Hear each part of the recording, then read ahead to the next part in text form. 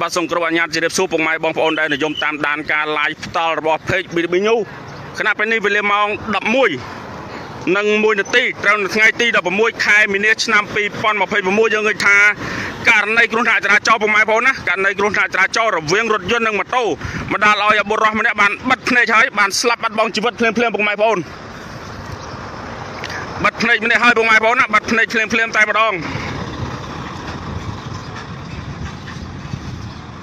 នេះពុកម៉ែបងប្អូនណាករណីគ្រោះថ្នាក់ចរាចរណ៍រវាងរថយន្តដឹកដីជាមួយនឹងម៉ូតូ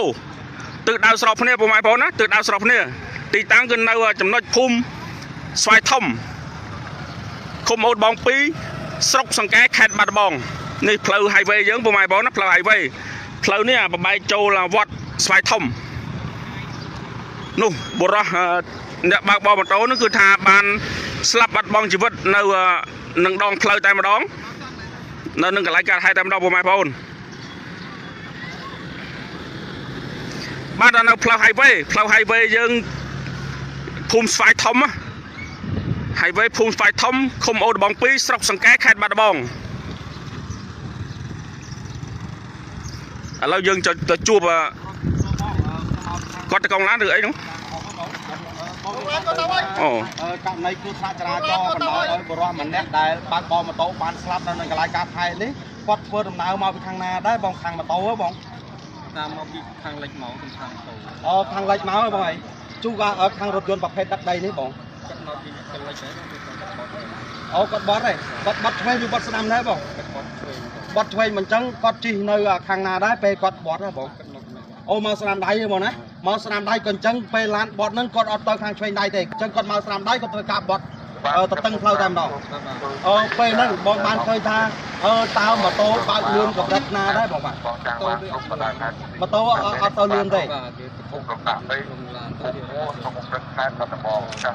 បាក់កោមកអូបាទដៃសុតហើយបងបន្ទាប់ពីធ្វើការបុកឲ្យបណ្ដាលឲ្យសង្គមម៉ូតូដែលបរិមម្នាក់ប្រចាំម៉ូតូហ្នឹងគាត់បានស្លាប់នៅកន្លែងកាត់ហេតុហ្នឹងពេលបុករួចហ្នឹងតើបងមានបានដឹងថាតកង់ឡានប្រភេទឡានទឹកដីនេះដែលគាត់រត់ទៅណាដែរបងគាត់អត់រត់ផងបងគាត់អត់រត់ទេអត់រត់ទេបាទមិនគួរតែចឹងនឹងឲ្យពុកម៉ែបងករណីគ្រោះថ្នាក់ចរាចរណ៍នេះគឺកើតឡើងរវាងរថយន្តដឹកដីជាមួយនឹងម៉ូតូហើយប្រភពពលមាននៅកន្លែងការហេតុហ្នឹងគឺថានៅមុនពេលការហេតុហ្នឹងគឺរថយន្តដឹកដីហ្នឹងគឺបើកបរក្នុងទិសដៅពីលិចមកកើតហើយមកដល់ចំណុចផ្លូវបបែកនេះគឺរថយន្តដឹកដីបានបត់ឆ្វេងពុកម៉ែបងណារថយន្តដឹកដីបានបត់ឆ្វេងហើយត្រូវបានម៉ូតូមកពីក្រោយក្នុងលបឿនល្មមហ្នឹងក៏បានបុករថយន្តបណ្ដាលឲ្យដួលបោកឬថាបាក់កោពុកម៉ែបងដួលបាក់កោស្លាប់ភ្លាមនៅនឹងកន្លែងតែម្ដងហើយទីតាំងកើតហេតុនេះគឺនៅផ្លូវ highway យើងចំណុចផ្លូវបបែកចូលវត្តស្វាយធំស្ថិតនៅក្នុងភូមិស្វាយធំឃុំអូតបង2ស្រុកសង្កែខេត្តបាត់ដំបងឥឡូវនេះគឺថាជនរងគ្រោះបានបាត់ភ្នែកបាក់កស្លាប់ភ្លាមពុកម៉ែបងប្អូន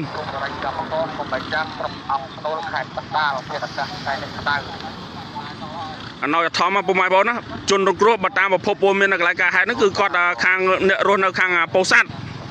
នៅខាងខេត្តពោធិ៍សាត់ខ្ញុំបាទក្រុមហ៊ុន3ខ្ញុំធ្វើគ្រាការជួនដល់ប្រធានបងប្អូនបាទគុំជំទាស់បងប្អូនក្នុងបាត់ដៃគណៈវេលានេះខ្ញុំបាទនោះពុកម៉ែបងប្អូនសាកសពជនរងគ្រោះគឺនៅស្ដុកស្ដឹងក្បែរនឹងម៉ូតូតែម្ដងឃើញតាបរិមម្នាក់បានស្លាប់នៅកន្លែងកាត់ហេតុដោយសារករណីគ្រោះចរាចរណ៍ដែលស្ថិតនៅភូមិស្វាយធំ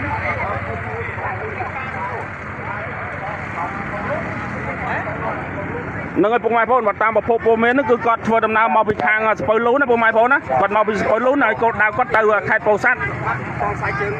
ជើងក៏បាក់ក្បាលក៏បែកហើយគាត់ពាក់មួកសុវត្ថិភាពហើយនៅតែបែកក្បាលងក់ឲ្យពុកម៉ែបងប្អូន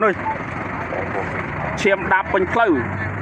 នេះពុកម៉ែបងប្អូនជួយចែករំលែកទៅដល់សាច់ញាតិគាត់បានដឹងមកពុកម៉ែបងប្អូនណាម៉ូតូជនរងគ្រោះមានផ្លាកលេខបាត់ដំបង1K 5199នេះម៉ូតូជនរងគ្រោះម៉ូតូនេះគឺ011ពាក់ផ្លាកលេខបាត់ដំបង 1K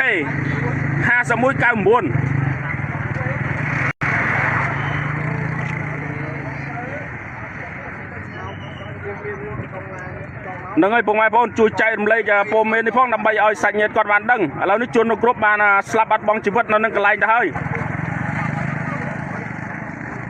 đặc biệt là phạ lệ bắt bóng mũi khe hai mũi cao buồn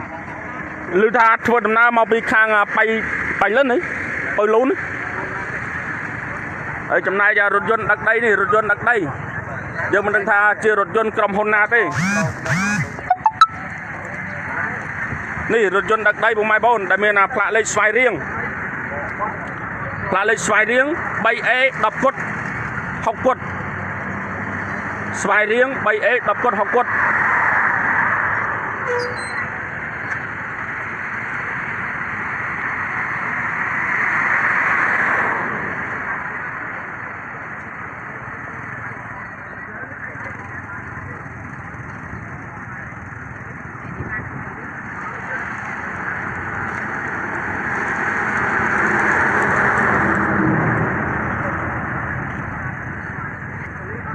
nơi crop không crop không ai khơi nhờ nịp ấy nâng ơi xả shop à chịu một rắp vào mai phone còn thôi đầm nào mình lại ai thế tự đào bị lệch mà cá ấy mà đâu chúng nó chả hết là trâu bàn bốc chỉ mùi nâng rột dân đặc đây đã còn là bọt phình rột dân đặc đây còn bạc bọt phình trâu bàn mà tô bốc bị cao mình đã lôi mà cha nếu bạc bò mà tô nó cứ tha slap phèm tay mà đong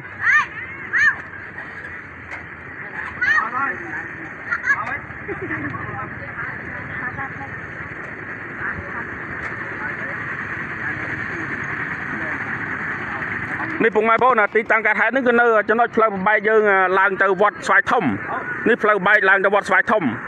เพลย์ไฮเวย์ไอ้สถานขนมภูมิสายทมคุมโอดบองปีสตรอกสังแกแคดบาดบอง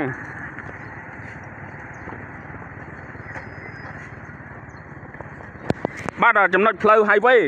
เพลย์ยืงปุ่งใบtừข้างวัดสายทมนะยืงtừวัดสายทมสถานขนมภูมิสายทมคุมโอดบองปีสตรอกสังแกแคดบาดบอง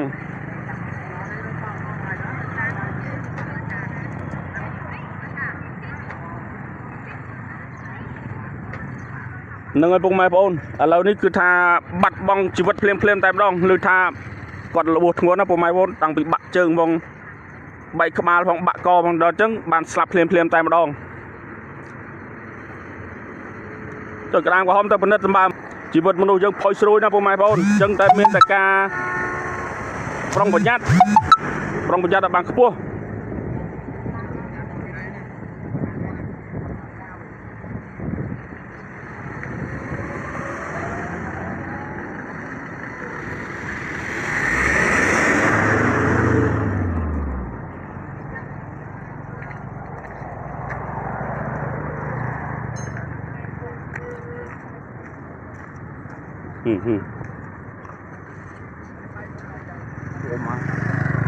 đó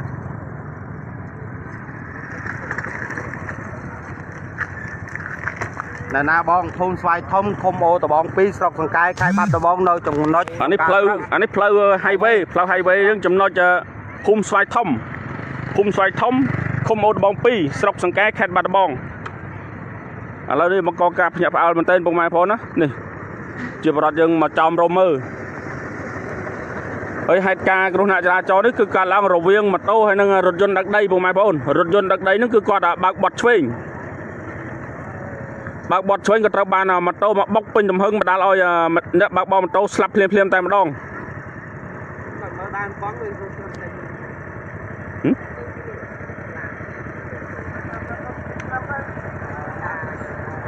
chạ tên này đằng mấy này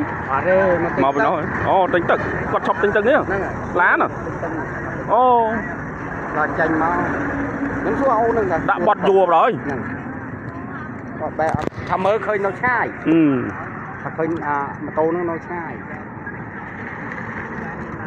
nâng ở po mai po nè po po men là cái hai nó cứ tham môn pe cái hai nó cứ rụt dồn nó cứ thơ đầm náo từ đáo bị lạnh mà cá từ đáo bị lạnh mà cá hay mà đó là trong đó cái hai nó cứ quạt bàn chọc trâu tinh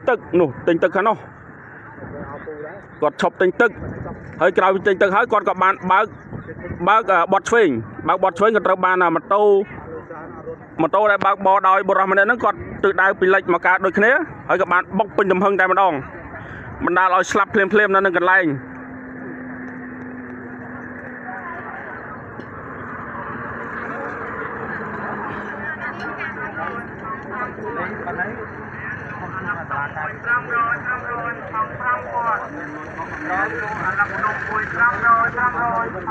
nào thòm nào bông máy phố nữa nào thòm nào ấy quạt thua đầm náo đấy phải giật tàu tía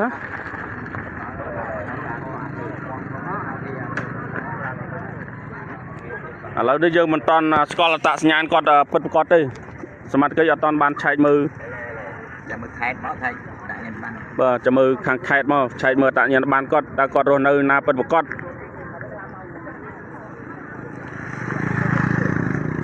lạ lấy lán lạ lấy trời khang cáo xoay riêng múc mấy rồi kì ở xoay riêng này này lạ lấy xoay riêng bày ấy đọc quật học quật lạ lấy lán đó nè xoay riêng bày ấy đọc quật học quật làn đặc đây đây chấm này mà tô chấm này mà tô mạ hồng đà trim xôn đập môi đại miền pha lê bắt bóng mùi khê ha sập mùi cam buồn ba đã tăng cả hai nó cứ nộp hai về dương hai về bây giờ mau pi khang đấy nó khang hai về lại lộn này em lội đó dương màu lạnh màu khơi nhơi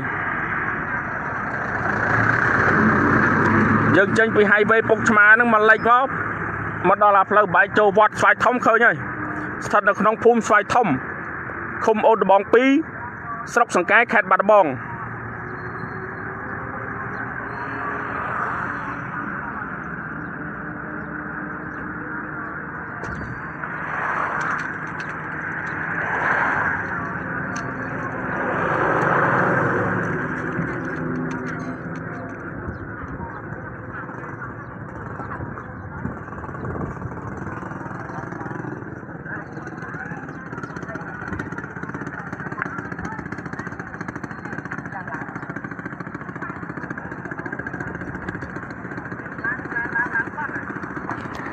bạn lán bọt lán lời tha chọc trâu tinh tưng rồi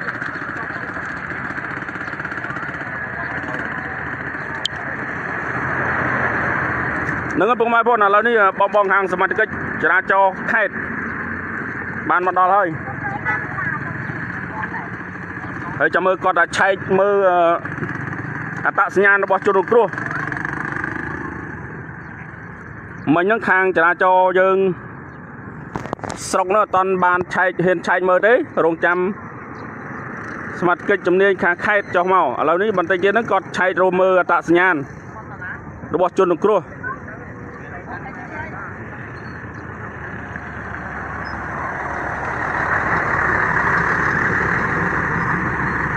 nâng ai po mai po nè tam một po po men lại cái hai nó cứ tham một cái hai rồi dồn đặc đấy nó cứ cọt phơi đầm náo từ đá bị lệch mà cá ấy mà đo chấm nói nó cứ cọt chọc đâm bay trâu tinh tức quá con chọc đâm bay tinh tức hộp á nè tinh tức hộp hết con có tranh bọt chuyên đây mà đong tranh mà bọt chuyên con cứ thà mà tô nó ngayต่อไปcon bọt đó mà tô mà đo chụp bốc mình đa lòi slap liêm tay mà đong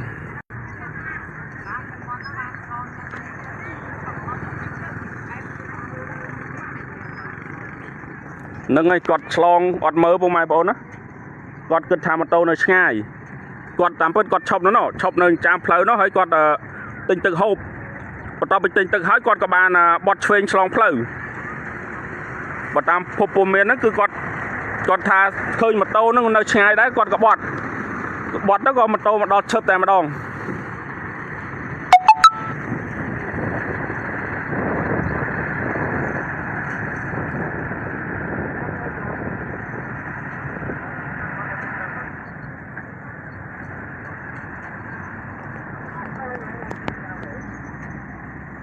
nâng ấy vùng mai bồn rồi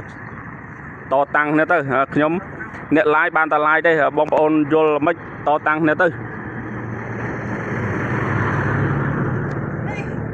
bậc nhóm nẹt bồn bên nẹt lái nữa bọc phục nó lại cả hai lực màu dạng mấy cứ nhóm đi dây tam chân chẳng á bọc phục mai bông bồn để miền là rom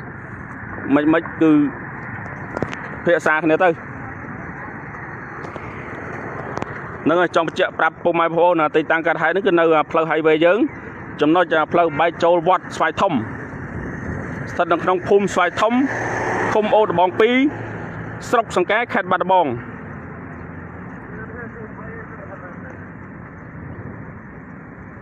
ឥឡូវនេះបងខាងសមត្ថកិច្ចកំពុងតែរកនៅអត្តសញ្ញាណរបស់ជនរងគ្រោះ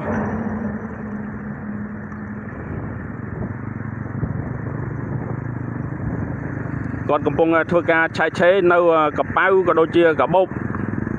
ដើម្បីស្វែងរកអត្តសញ្ញាណរបស់គាត់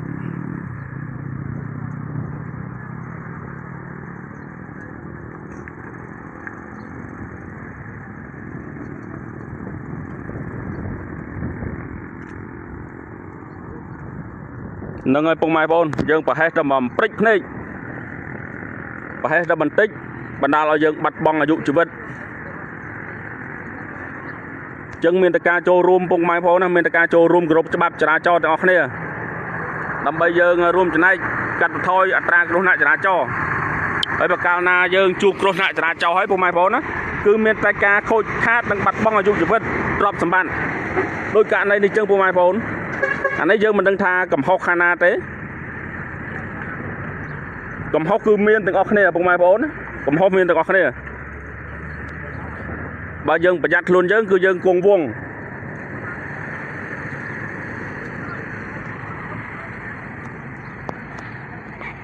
ឥឡូវនេះបងខាងសមាជិកគាត់កំពុងឆែកឆេរដើម្បីរកអត្តសញ្ញាណរបស់ជនរងគ្រោះតើគាត់ជាអ្នកខេត្តណាឈ្មោះអីហើយបន្តិចទៀតបើបានហើយខ្ញុំនឹងធ្វើការចែករំលែកនិងធ្វើការផ្សព្វផ្សាយ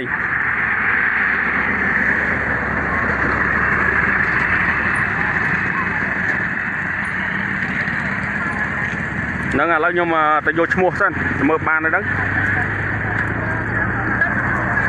ឈ្មោះមានទេមើលសុំតិចដើម្បីផ្សព្វផ្សាយឲ្យសាច់ញាតិគាត់បានដឹងជាពុននេះអូតាំងពីងួនដល់នេះណា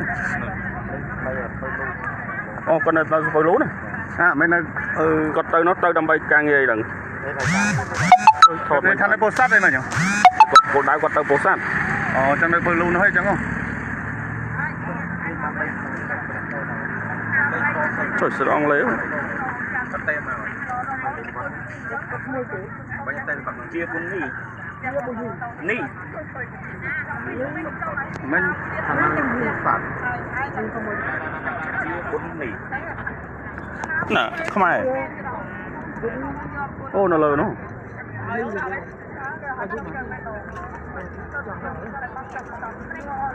មិនខ្ញុំថតចេញដល់អង់គ្លេស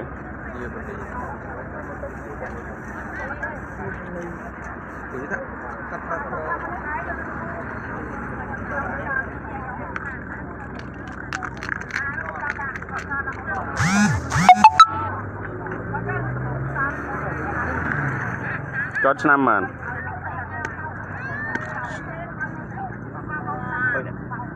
នេះឆ្នាំគាត់អាយុបាន973 73ម៉ានឆ្នាំហើយ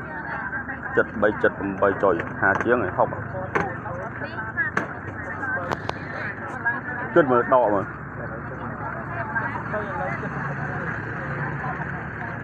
បាទអូ53នឹងឲ្យពុកម៉ែបងណាសាកសពជនរងគ្រោះឈ្មោះជីជាប៊ុននីភេទប្រុសឈ្មោះជាប៊ុននីភេទប្រុសអាយុ53ឆ្នាំ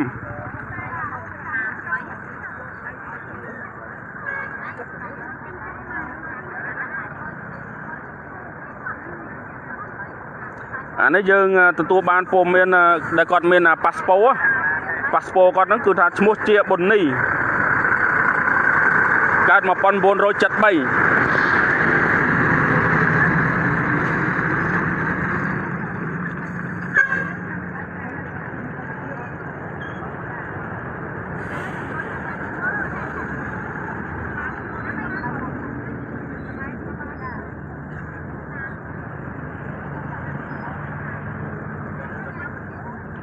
ហើយគាត់នៅខាងសំពៅលូនពុកម៉ែបងតាមជាប់បាត់ហើយចឹងម្ដាយបង្កើតម្ដាយក្មេកម្ដាយក្មេងបាត់កើតហើយជួយខ្លួនបងគាត់ជិះមក នឹងឲ្យពុកម៉ែបងប្អូនជនរងគ្រោះហ្នឹងគឺគាត់ធ្វើដំណើរតាំងពីសពៅលូណាគោលបំណងគាត់គឺទៅខាងពោធិ៍សាត់ទៅមើលម្ដាយដែលឈឺធ្ងន់គាត់ធ្វើដំណើរដើម្បីទៅមើលម្ដាយឈឺធ្ងន់នៅខាងពោធិ៍សាត់ទៅឥឡូវនេះមិនបានទៅមើលម្ដាយទេខ្លួនឯងបានស្លាប់មុនម្ដាយបាត់ហើយពុកម៉ែបងប្អូនណាស្លាប់មុនម្ដាយបាត់ហើយឥឡូវនេះសមាជិកយើងគាត់បានតាក់ទងទំនាក់ទំនងទៅខាងសាច់ញាតិគាត់ហើយសាច់ញាតិបានចេញពីពោធិ៍សាត់មកហើយពុកម៉ែបងប្អូនហើយបើតាមបងសមាជិកគាត់និយាយមិញគឺគាត់បានទំនាក់ទំនងទៅសាច់ញាតិគាត់ហ្នឹងជនរងគ្រោះគាត់ធ្វើដំណើរពីសំពៅលូនដើម្បីទៅមើលម្ដាយឈឺធ្ងន់នៅខេត្តពោធិ៍សាត់ឥឡូវនេះមិនទាន់បានទៅដល់ខេត្តពោធិ៍សាត់ផងទើបមកដល់ក្រុងបាត់ដំបងទៅដល់ខាងទឹកដីស្រុកសង្កែបានស្លាប់ខ្លួនឯងពុកម៉ែបងប្អូនអើយទៅមើលម្ដាយឈឺឥឡូវបាត់បង់ខ្លួនឯងបាត់បង់ជីវិតមុនម្ដាយឈឺទៅទៀតចូលរួមសោកស្ដាយពុកម៉ែបងប្អូនចូលរួមសោកស្ដាយចូលរួមរំលែកទុក្ខទៅដល់ក្រុមគ្រួសារនៃសពផងគាត់ខំបោលម៉ូតូធ្វើដំណើរតាំងពីស្រុកសំពៅលូនឆ្ពោះទៅខេត្តពោធិ៍សាត់ហើយមិនតាន់បាននឹងពាក់កណ្ដាលផ្លូវផងបានពាក់កណ្ដាលផ្លូវហើយពុកម៉ែបងប្អូនពាក់កណ្ដាលហើយពីសំពៅលូនមកនេះវា100ជាងហើយពីនេះទៅពោធិ៍សាត់100លើតិចតួចបានពាក់កណ្ដាលផ្លូវហើយបានស្លាប់បាត់បង់ខ្លួនឯងទុកលើទុកពុកម៉ែបងប្អូនណានេះលើទុកម្ដាយកំពុងតែឈឺធ្ងន់ហើយធ្វើដំណើរដើម្បីទៅមើលម្ដាយឈឺធ្ងន់ក៏បានមកដល់ពាក់កណ្ដាលផ្លូវបានស្លាប់បាត់បង់ខ្លួនឯងបាត់បង់ជីវិតខ្លួនឯងហើយជនរងគ្រោះឈ្មោះជាប៊ុននីកាត់ឆ្នាំ1973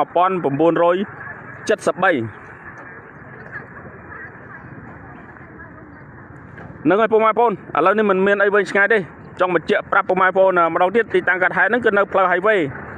ចំណុចភូមិស្វាយធំឃុំអូដបង2ស្រុកសង្កែខេត្តបាត់ដំបងហើយគណៈពេលនេះខ្ញុំបាទ02សូមបញ្ចប់ការ live ត្រឹមនេះហើយមុននឹងបញ្ចប់ការ live ក៏សូម